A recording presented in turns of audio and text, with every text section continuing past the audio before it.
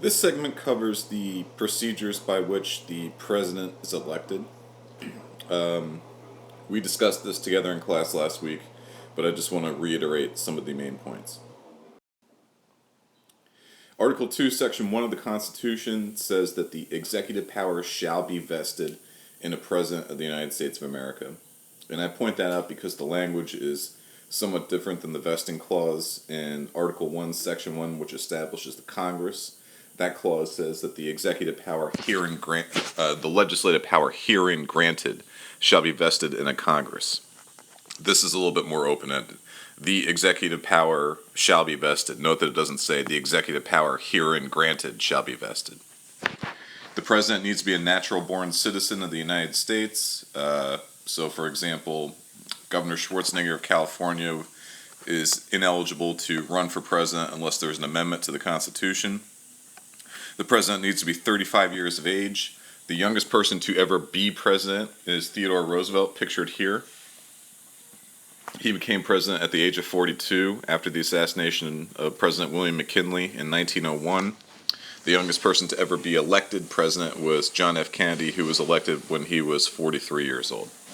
And you have to be a 14-year resident in the United States. You can't be born in the United States and spend 50 years abroad and then come back for a year, for example, and run for president. What's interesting and unique about our system is that states choose the electors who run for president. The electors who vote for president. The number of electors is equal to the number of U.S. senators and representatives for each state. So in the case of the United States, the case of New Jersey, for example, in 2012 we had 12 representatives and 2 senators. So in that case we had 14 electoral votes. And this picture shows the State House in Trenton, where the electors are formally casting their vote for president. And this takes place in December each year.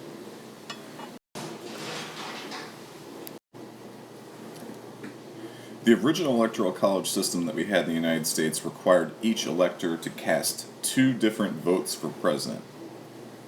So, for example, if I'm elector A from New Jersey, I cast 1 vote for president for George Washington, and I cast 1 vote for president for John Adams or Thomas Jefferson, or whoever else had their name put forward in the first presidential election. The way the system worked was that the person who accrued the most votes became president. The person who accrued the second most votes became vice president. So there were 69 electors in 1789. 69 of them cast 1 of their votes for George Washington. Thus, he was able to be elected unanimously, and I believe 34 or 35 of them cast votes for John Adams, and then for the remaining electors cast votes for a smattering of other candidates. So John Adams became vice president. And this system was used in 4 different elections. The first in 1789, along with 1792, 1796, and 1800.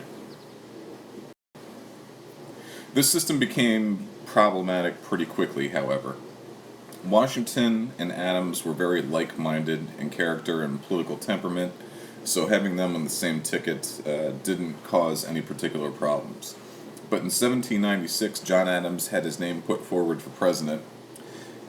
He had served 8 years as Washington's vice president, and Thomas Jefferson had his name put forward as well. Remember, Jefferson had served in Washington's first term as Secretary of State. Now, John Adams wasn't formally a member of the Federalist Party, but he was essentially a Federalist. The simplest explanation of what that party's viewpoint was is that they wanted to have a strong central government, one effective enough to carry out its responsibilities.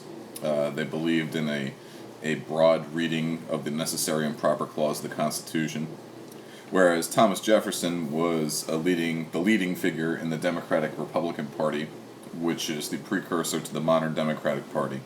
And it believed in limited government, and it wanted a strict construction of the Constitution.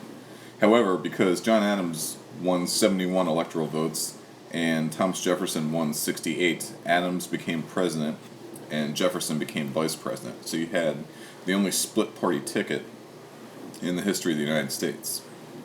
Then, in the election of 1800, Thomas Jefferson decided to unofficially run with another Democratic Republican, a man named Aaron Burr, and they ended up earning the same exact number of electoral votes, right? Which is something that was not truly anticipated by the framers of the Constitution. The Constitution requires, though, when elections tie, they need to go to the House of Representatives, and it took 36 different ballots in the House for Jefferson to ultimately prevail. And the framers, the members of the original Congresses, were not pleased with this turn of events, and they decided to pursue an amendment to the Constitution to prevent this type of thing from happening again.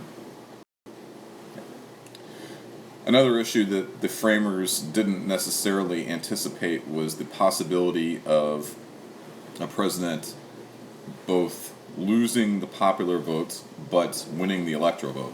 And frankly, in the beginning, they were not particularly concerned about the popular vote. The popular vote becomes a more significant issue towards the election of Andrew Jackson in 1828. But in many states, you needed to be some sort of property holder. You had to hold some degree of property in these early elections. So it wasn't until 1824 that this emerged as a problem. And you had, for example, John Quincy Adams, the son of the former president, who was elected president by the House of Representatives after a disputed election between himself, Andrew Jackson, and a number of other figures. The election was perceived as corrupt by many because Adams essentially promised a leading figure in the House a position in his administration if that House member built a coalition to support Adams' election. Rutherford B. Hayes was a Republican elected in 1876, towards the end of the Reconstruction after the Civil War. There were a number of states where the outcome of the popular vote was in dispute, including the state of Florida. And Rutherford B. Hayes essentially made a promise with Southern Democrats in the House that if they threw their support to him for president, he would remove federal troops from the South who had been stationed there since the end of the Civil War, in part to protect African Americans during the Reconstruction process. Hayes eventually prevails and is elected president, and he follows through with his commitment to withdraw federal soldiers from the South. And it's in the 10 to 20 years after that, the Jim Crow system of the 20th century that we're all so familiar with was firmly established. Benjamin Harrison was the grandson of William Henry Harrison, the unfortunate president who died after a month in office after reading a 60-plus minute inaugural address in the rain. He lost the popular vote to President Grover Cleveland, but again, he prevailed in the Electoral College. And then it was 112 years until we saw another election like this. In 2000, Texas Governor George W. Bush lost the popular vote by about 500,000 votes, but he narrowly won the Electoral College. I believe it was 271 to 269 against Vice President Al Gore. The Constitution's been amended a number of times to deal with presidential elections or the presidential term. I alluded to one already, the 12th Amendment in 1804. Instead of casting 2 votes for president, now electors cast a separate distinct vote for president and 1 separate distinct vote for vice president. So it's impossible for members on the same ticket to tie in the Electoral College, as was the case previously. The 20th Amendment in 1933, it moved the inauguration date up from March 4th to January 20th.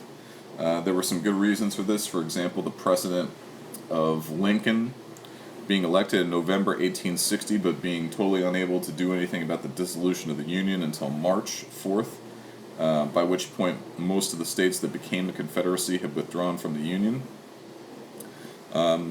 This was also important at this time as well because the period between November 1932 and March 1933 was the absolute depths of the Great Depression. The 22nd Amendment in 1951, it set a 2-term maximum for president.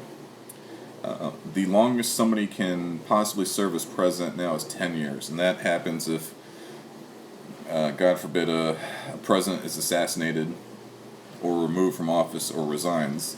If there are 2 years or less in that president's term, the vice president can serve that period of time and then be elected in their own right 2 more times.